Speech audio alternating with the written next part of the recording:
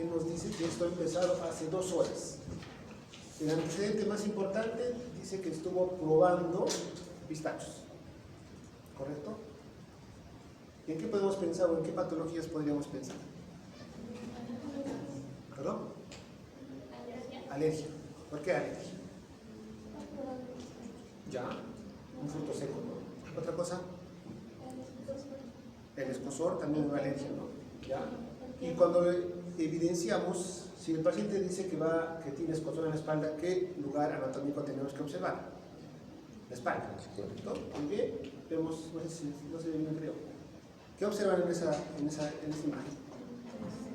¿Mm? Eritema, la zona enrojecida, eritema, la zona eritematosa, ¿cierto? Extensa, ¿cierto? Con algunas lesiones que vamos a ver a continuación, ¿correcto? Entonces, es importante para el médico saber hacer una buena anamnesis y luego hacer un examen clínico correcto para que de esta forma podamos tener un diagnóstico.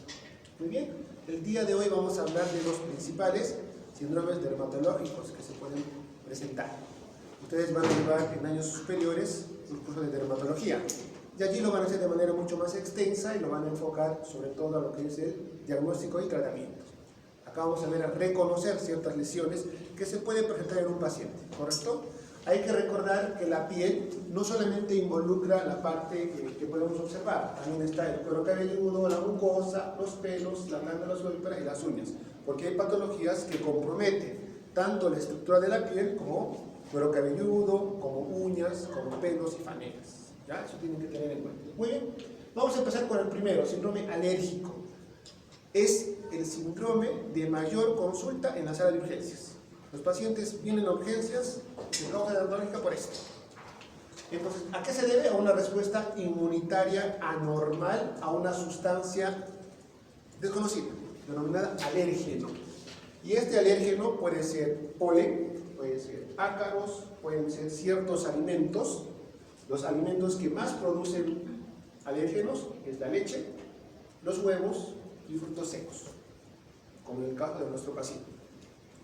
Algunos medicamentos, ciprofloxacino, clindamicina, ceftriaxona, son los medicamentos, penicilina, son los medicamentos que producen más efectos alérgicos a nivel de piel del paciente. Picaduras de insectos, abeja, abejorro, mosquitos y demás.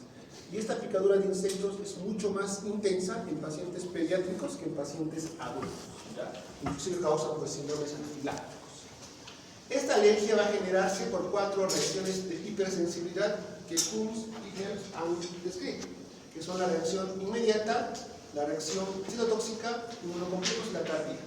La que más nos interesa a nosotros son las reacciones inmediatas, que son las del tipo 1, las que ocurren minutos u horas del contacto con este alérgeno.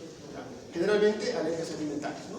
He consumido un alimento, mariscos, frutos secos, leche y demás. A los minutos, a la media hora, y el paciente ya comienza a manifestar ciertas reacciones. Y las tardías, como su nombre lo indica, que es del tipo 4, se desarrolla en horas o días después, mediadas por células T, y es la famosa dermatitis de contacto, muy común en aquellos trabajadores en fábricas, por ejemplo, los que utilizan solventes, solutos y demás. ¿Ya? Entonces, reacciones inmediatas, minutos y horas, tardías, más tiempo. Los más comunes se manifiestan por procesos cutáneos, respiratorios, gastrointestinales y anafilaxia, no solamente en la piel. También el paciente puede tener rinorrea, puede tener vómitos, puede tener deposiciones líquidas y demás.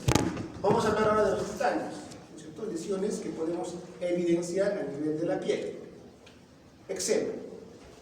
El eczema es la afección cutánea que se caracteriza por sequedad en la piel.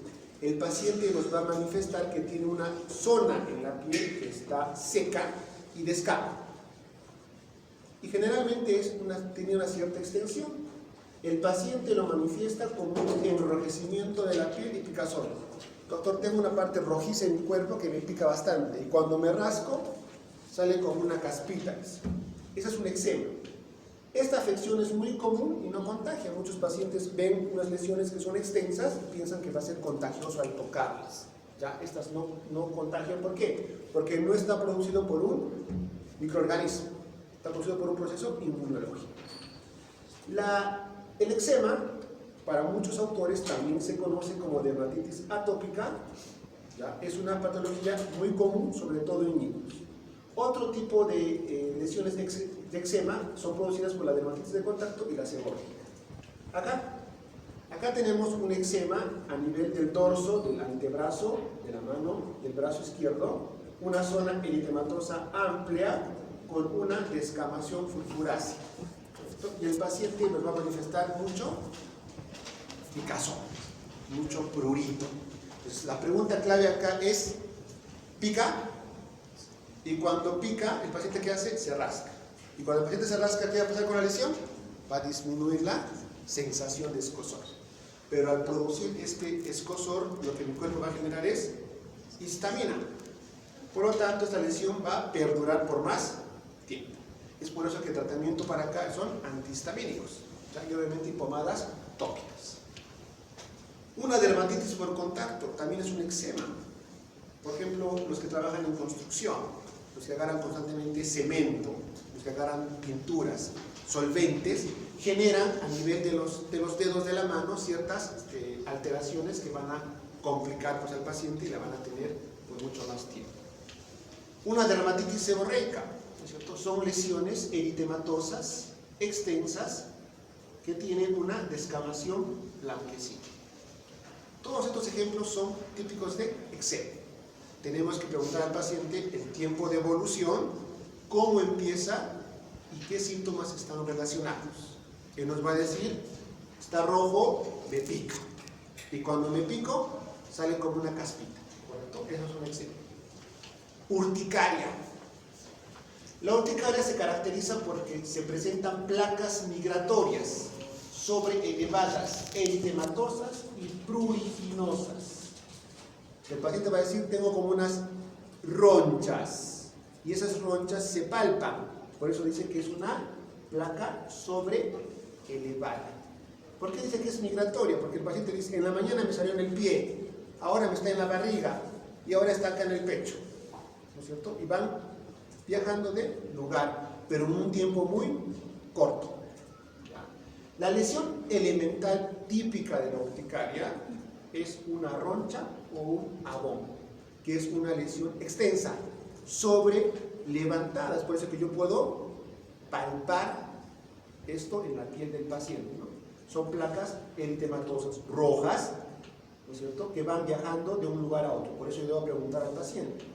Edema fugaz, transitorio, aparece y desaparece, no dura más de 24 horas.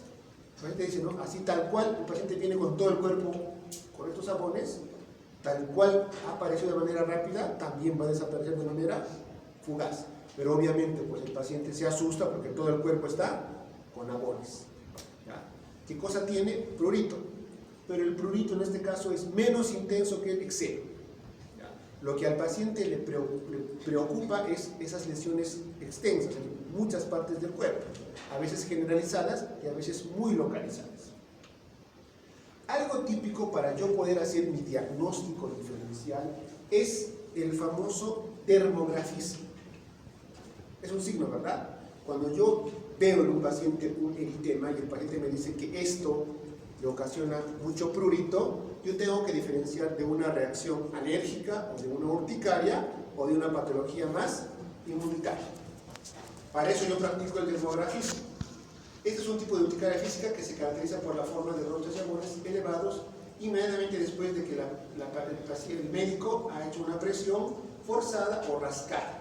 Es decir, yo voy a hacer una impresión con mi dedo o con la punta de un bajalenguas o con la punta de un estilete sobre la lesión donde está el paciente, ¿no? Yo marco por acá y espero unos segundos. ¿Y qué va a ocurrir? La misma marca que yo he hecho va a tener que estar mucho más eritematosa. ¿Ustedes observan? Sí, creo que la luz no nos ayuda, ¿no? El paciente no nos ayuda la luz, ¿no?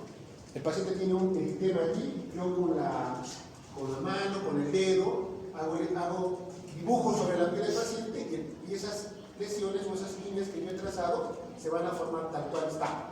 Ese es el dermografismo típico de una urticaria. Cuando el paciente tiene urticaria, el dermografismo es positivo.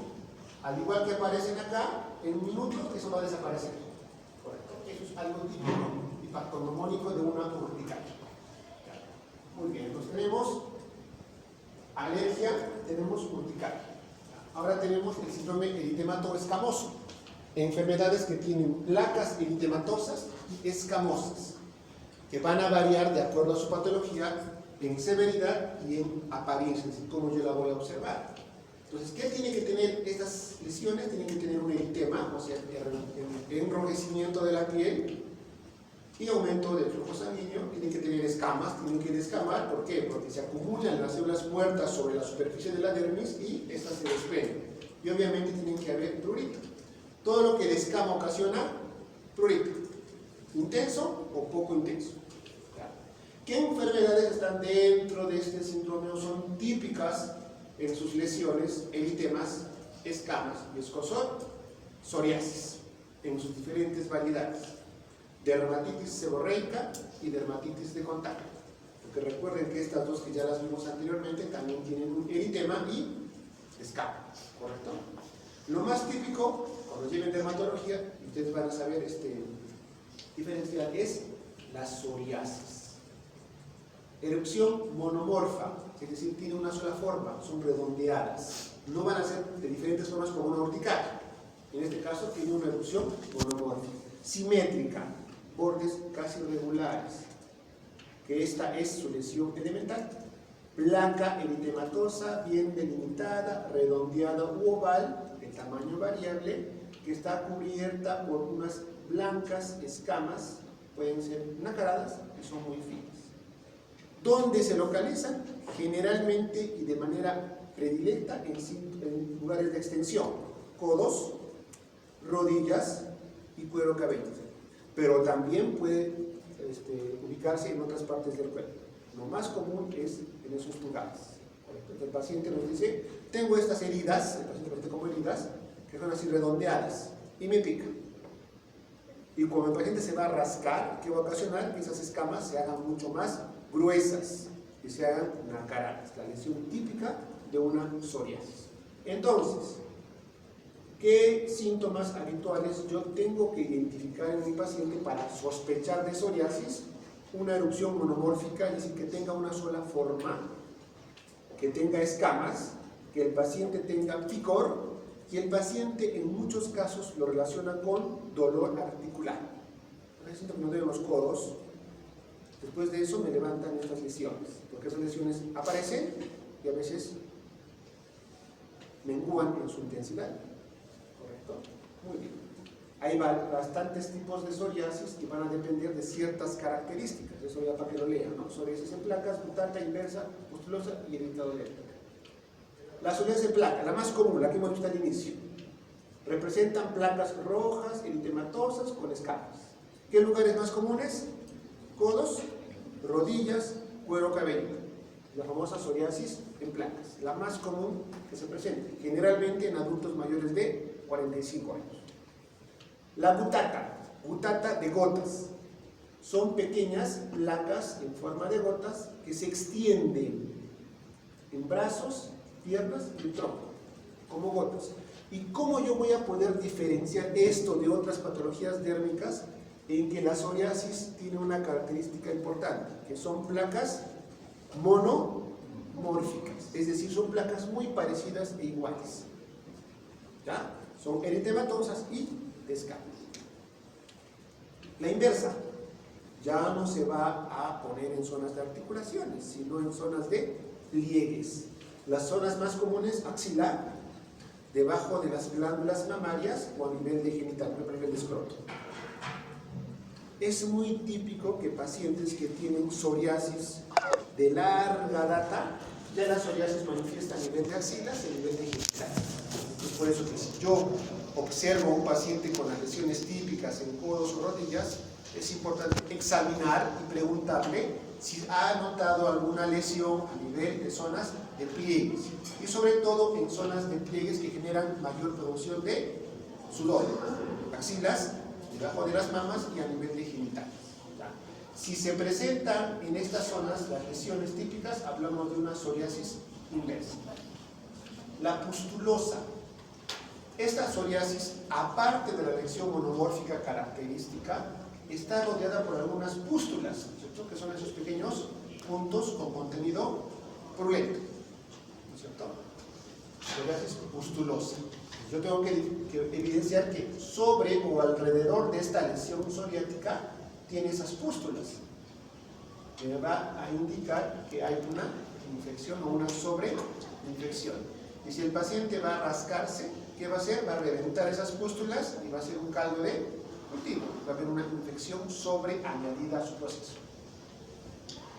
Eritrodérmica es una forma rara que ya cubre por completo ciertos segmentos, erupción eritematosa, placas descamativas con abundante prurito y el paciente siente una sensación de quemazón. Como toda la zona está eritematosa, llega mayor flujo sanguíneo, hay mucho más prurito, el paciente siente como una zona caliente. Y el paciente dice, me quema, me arde esa zona, ya es mucha más extensa. Tratamiento en psoriasis, corticosteroides, clobetasol, son tratamientos de larga data. ¿Por qué? Porque tenemos que suavizar estas placas sobre la piel. Al final la psoriasis en sí no tiene una cura definitiva, pero sí tiene una cura que va a ayudar a disminuir la sintomatología del paciente. Esas placas ya no van a ser muy extensas, no van a ser muy pruriginosas y demás, pero las placas van a tener días en que van a aumentar la intensidad de la sintomatología y días en que la sintomatología va a menguar. La dermatitis seborreica. La dermatitis seborreica también está dentro de este síndrome eritematoescamoso y se va a diferenciar de la psoriasis porque va a afectar a lugares donde hay muchas glándulas sebáceas.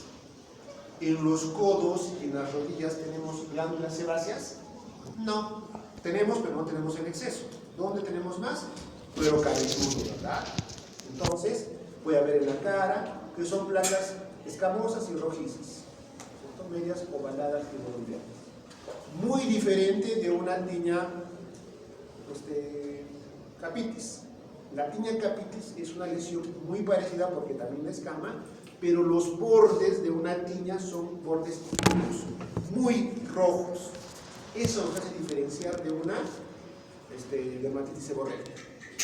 Y además en la tiña generalmente son lesiones ovaladas, casi redondeadas. El borde es muy eritematoso, muy rojo, pueden ser bordes vivos, y la parte central descama. A diferencia de esto toda la lesión es eritematosa y toda la lesión va a descamar. Les decía también la dermatitis seborreica, que aparece en zonas de flexión, aparece como un eritema, el paciente tiene mucho prurito, se rasca, y cuando al paciente se le da tratamiento, que son corticosteroides, ¿qué va a ocasionar? Que ese enrojecimiento y esas placas disminuyen. Por un tiempo, va a estar por un tiempo. Como son patologías de gran índole inmunológica, cualquier situación de baja de inmunidad o pacientes sometidos a mucho estrés van a generar una exposición y van a generar un revertimiento de la sintomatología y otra vez. Por eso que son cuadros que se repiten muy constantemente. Puedo observar al paciente esta semana muy bien y la siguiente semana otra vez con su. Ahora con el avance de tecnología, para esto ayuda bastante lo que es los láseres. Láser ayuda bastante, ¿para qué? Para disminuir la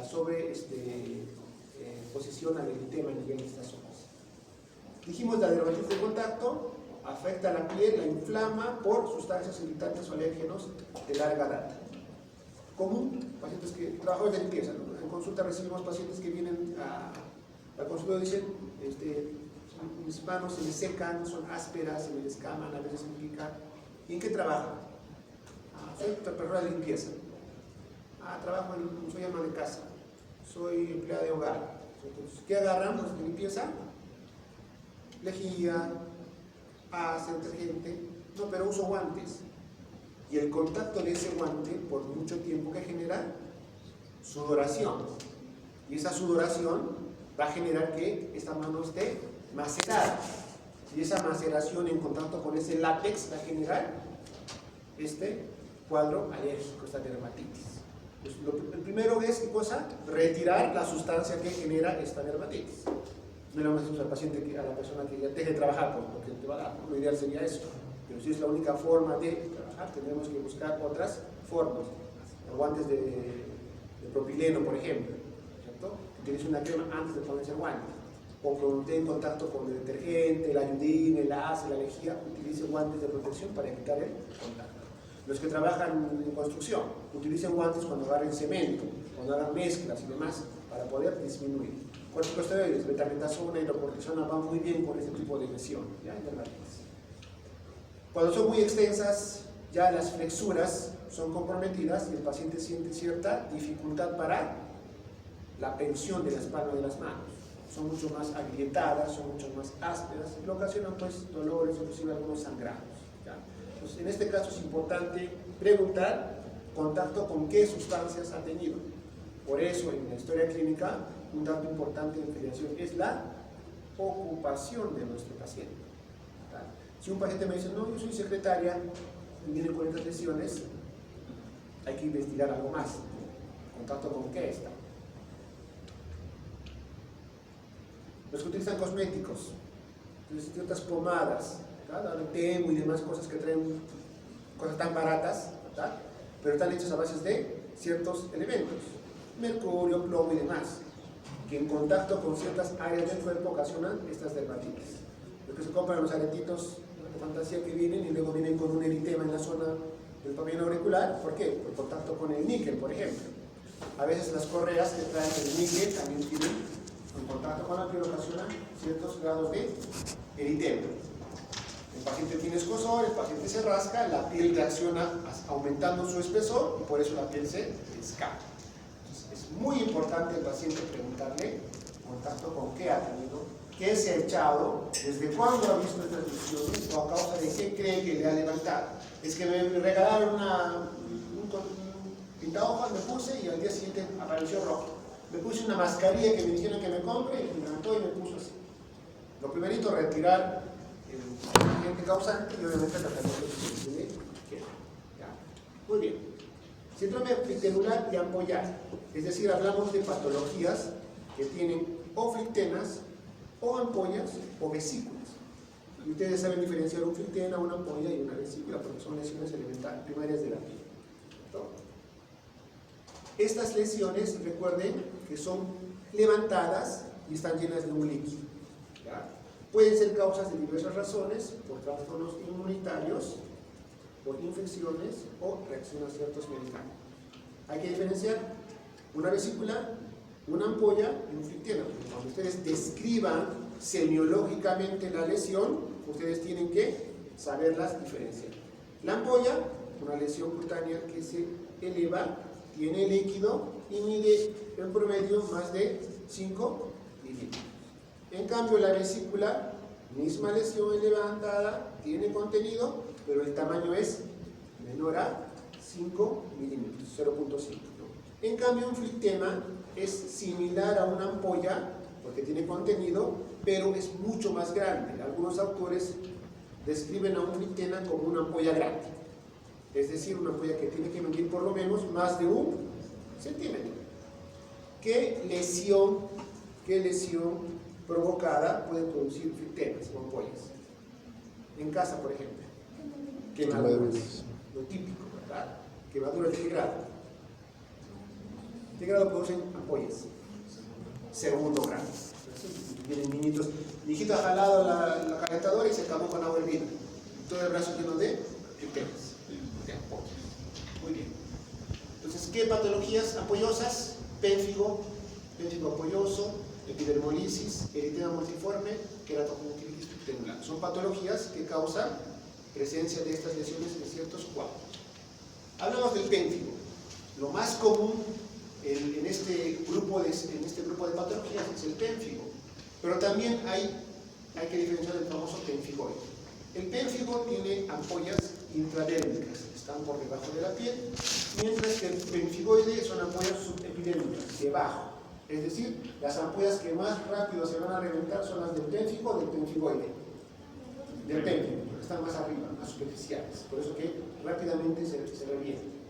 Ambas son crónicas, no tienen cura, pero se manejan con tratamientos para remitir sus cuadros. Claves de diferencias entre pénfigo y pénfigoide: la ubicación. Superficial pénfigo, más abajo pénfigoide. Fragilidad, más frágil el pénfigo que el pénfigoide. Afectan mucosas Más común que afecten mucosas, sobre todo de la boca, el pénfigo. La edad, el pénfigo con mayor frecuencia en adultos mayores, mientras que el pemfigoide en personas de la tercera década para arriba, 30, 60 años. Hay que diferenciarlas. Pero lo más común son este tipo de lesiones. El paciente va a manifestar que previo a que salgan estas ampollas para él, la zona ha estado eritematosa y ha ocasionado mucha quemazón. Y de un momento a otro han aparecido esas ampollas. Autoinmune, poco frecuente, se forman ampollas. Estas ampollas que van a formar, se van a romper. Y al romperse, van a formar úlceras. Y estas úlceras que van a pasar, se van a infectar. Esa es la principal complicación, la sobreinfección. Inclusive esto causa síndromes de sepsis. Y si es tan extensa, es una sepsis generalizada. Entonces, es importante diferenciar en estas lesiones el famoso signo de Nikolsky. Con el dedo hago fricción sobre la piel, esta piel se desprende fácilmente. Y obviamente no lo voy a hacer pues sobre la ampolla, no lo voy a hacer sobre la ampolla, lo voy a hacer alrededor de la ampolla porque es una zona de piel que ya está comprometida, pero no tiene la ampolla. Y al hacer esto, la piel fácilmente se va a sobresalirse. Por eso le decimos que el pénfigo es de localización muy superficial. Y al hacer esto, va a dejar expuesta la epidermis y obviamente se va a sobreinfectar. Y esta sobreinfección va a condicionar ¿a qué? A que haya una sepsis. Mucho más si estas lesiones están ubicadas en lugares de flexuras. Es por eso que también las quemaduras que están en flexuras son quemaduras más complejas que quemaduras que están en zonas que no tienen flexuras.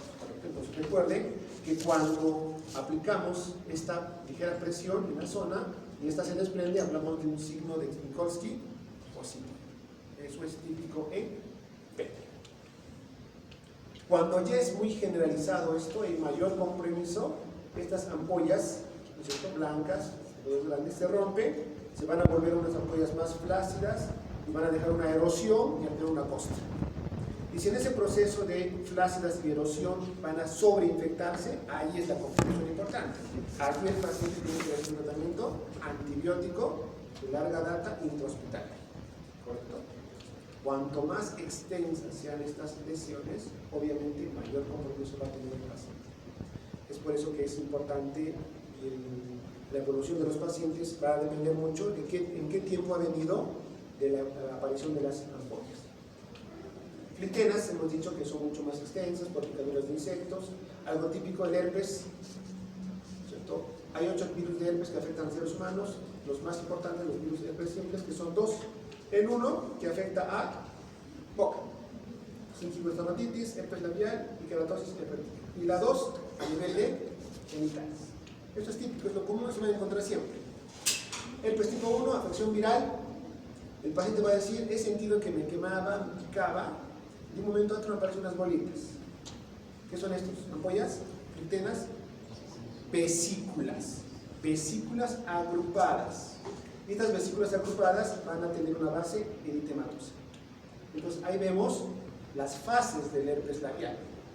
Primero el paciente va a sentir una sensación de hormigueo, la primera fase, quemazón, hormigueo, luego aparece la erupción de las ampollas. El paciente, ¿qué va a hacer? Va a rascarse, estas ampollas van a confluir y se van a ulcerar. Y luego se secan y se forma una costra. Esas son las etapas. ¿En qué etapas yo puedo actuar farmacológicamente para disminuir esta lesión? Acá. Los 2 primeros días de aparecer la erupción con antivirales, aciclovir por ejemplo, por vía parenteral o vía tópica, va a ayudar a qué? A que este proceso entre úlcera y costra sea mucho más rápido y seque mucho más rápido el paciente. ¿Ya? Pues recuerden esas lesiones. Mismas lesiones a nivel de genitales, ¿no es cierto? A nivel de prepucio, a nivel de glande, se hacen lesiones vesiculares, se hacen costras, ¿no es cierto? Y a veces se ulceran y obviamente hay una costra. Obviamente la etapa de evolución entre la herpes labial y la herpes genital, la que tiene mayor duración es la herpes genital. Primero, porque está en un lugar que no está ventilado. Y segundo, porque la piel de esta zona es mucho más gruesa. Otra lesión típica, ampollar, varicela. Máculas eritematosas, pápulas, vesículas y costras. La lesión típica, vesículas. Es por eso que a la varicela se le conoce como una lesión. ¿Cómo la llaman a la varicela? Una lesión en cielo estrellado. ¿Por qué? Porque a la vez yo voy a observar máculas, pápulas, vesículas y costras. A la vez, al mismo tiempo. Acá tenemos costras, acá tenemos pápulas, acá tenemos algunas máculas, úlceras, a la vez, en el mismo momento. No es que primero aparecen, luego el segundo, no. No es como la herpes que hace, todas hacen el mismo camino. En cambio, la herpes, virus herpes zóster. ¿Ya? Entonces, hay pápulas, vesículas, costras al mismo momento. Empieza en cabeza, cara y se extiende al cuerpo. Diferente a otras lesiones que aparecen en tórax que se extienden hacia afuera. En cambio, en la varicela, desde la cara, avanza al cuerpo. La herpes zóster, también la llaman como lebrilla por la extensión que tiene, causada por el virus de la varicela, que se reactiva a cierto momento. Si un niño ha tenido varicela o no ha tenido varicela, ese virus queda dentro de nuestro organismo a nivel de los nervios, ¿cierto? Y estos se pueden reactivar en cualquier momento. ¿Ya? Son vesículas agrupadas en un solo dermatoma. Fondo eritematoso, vesículas, y el paciente tiene mucho dolor, ardor, quemazón.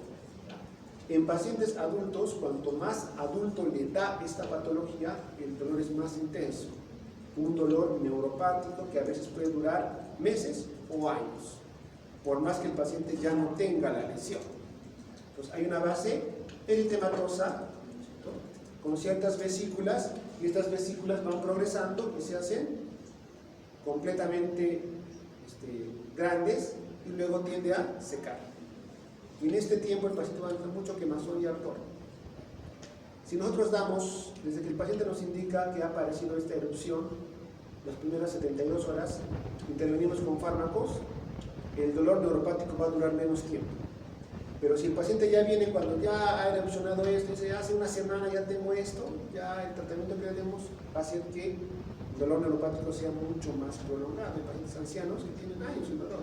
Me quema, me arde, ven que la piel no hay nada, está todo bien, se hacen tomografía, la zona no hay nada. El dolor es un dolor neuropático, está a nivel del nervio. ¿Ya? ¿Por qué? Porque este dermatoma ha sido lesionado. Pápulo nódulo tumoral, o sea, hay una pápula o un nódulo o un tumor. Lesiones cutáneas cuya pápula, nódulo, tumores pueden ser manifestaciones de ciertas patologías. ¿Ya? La pápula son lesiones ya levantadas, pero son sólidas, a diferencia de la vesícula, que tiene un líquido. El nódulo es mucho más grande que la pápula, es mucho más firme, es mucho más duro, por decirlo así, y los tumores son mucho más grandes, anormales, que pueden ser benignas o malignas. Las más comunes, acné, verrugas, linfomas, fibromas, quistes, y las malignas, los famosos cánceres de piel, carcinomas. Acné, la más común, afecta al folículo piloso, la glándula sebácea, tiene comedones. Los comedones son esos puntitos blancos que tiene el paciente, lo que conocen como espinilla. ¿Por qué? Porque ese folículo piloso todavía está cerrado, ¿ya? Y se llena de esa sustancia. Pero cuando este folículo piloso se abre, va a sacar la secreción, la queratina se va a secar y va a formar el famoso punto negro. Es por eso que primero aparece el punto blanco, la espinilla, y luego aparece el punto negro. Esos son los famosos comedones, ¿ya? Del acné simple, vulgar, que algunos de ustedes han tenido cuando éramos adolescentes. Pero esto puede progresar a tener pústulas, nódulos, inclusive quistes, donde a nivel de la zona donde hay más tejido pilosebáceo, cara, pecho y espalda.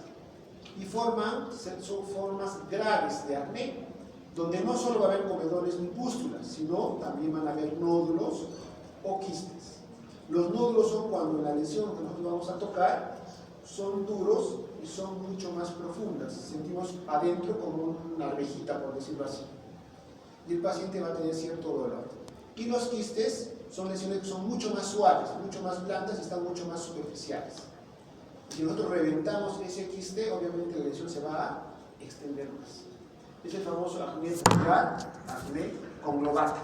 Entonces es un acné muy severo, que ya el tratamiento es mucho más extenso y progresivo. Algo común que ustedes pueden observar, famosos quistes epidermoides, que son quistes de inclusión epidérmica, que tienen un saco cerrado y el material es una pasta, por eso cuando yo lo toco es suave, ¿ya? Inclusive se puede mover. Generalmente son benignos, puede haber en la cara, puede haber en el tronco, puede haber en la cabeza. Entonces, el paciente dice que estos quistes han comenzado a crecer con el tiempo.